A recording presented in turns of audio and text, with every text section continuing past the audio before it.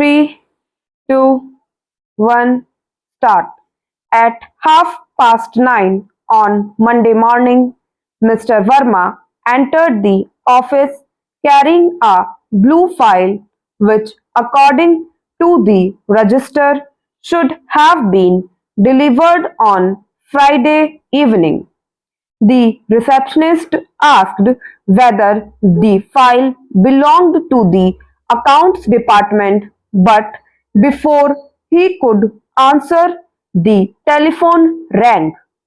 A woman on the other end wanted to know why her application dated the 17th of March had been returned without a signature. Mr. Verma placed the blue file on the second table, picked up a green folder from the first table, and walked towards room number 14.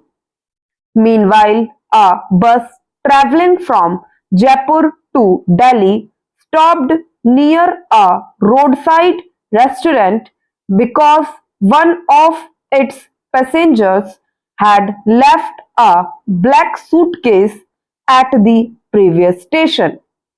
The driver initially refused to turn back, although the conductor claimed that the suitcase contained important documents.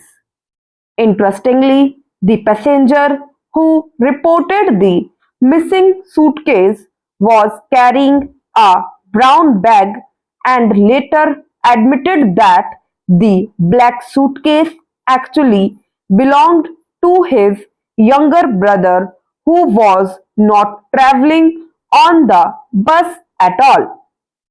Back in the office, room number 14 was locked.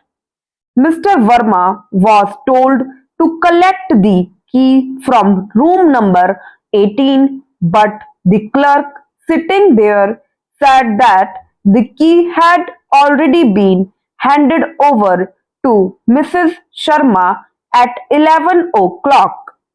It was only 10:15 at that time. When Mr. Verma pointed this out, the clerk checked his watch and corrected himself. He had meant 11 o'clock on the previous working day.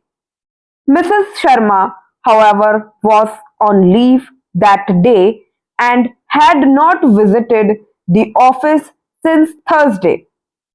At approximately the same time, a shopkeeper standing outside a railway station counted 24 boxes unloaded from a small truck. The invoice mentioned 26 boxes, while the driver insisted that he had started his journey with 25. After counting them again, they found 27 boxes. Two belonged to another shop, one was empty, and three had identical numbers printed on them. The shopkeeper called the supplier, but instead of discussing the boxes, the supplier asked whether a payment of 48,000 rupees had been received. The payment had nothing to do with the missing suitcase, although the man on the bus suddenly received a message stating that 48,000 rupees had been transferred to his account. He immediately called his brother, who informed him that the black suitcase had already been found.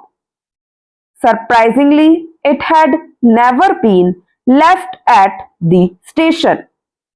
It was lying under seat number 32, while the passenger had been sitting on seat number 23.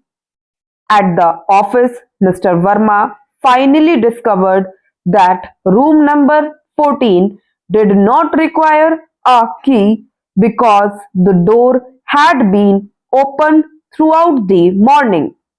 He entered the room and looked for the blue file only to remember that he had left it on the second table near reception.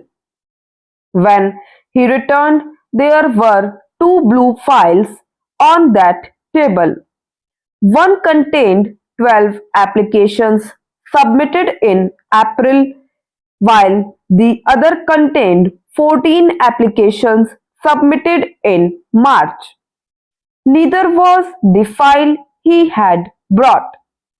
The receptionist then informed him that a gentleman wearing a grey coat had taken a blue file 5 minutes earlier.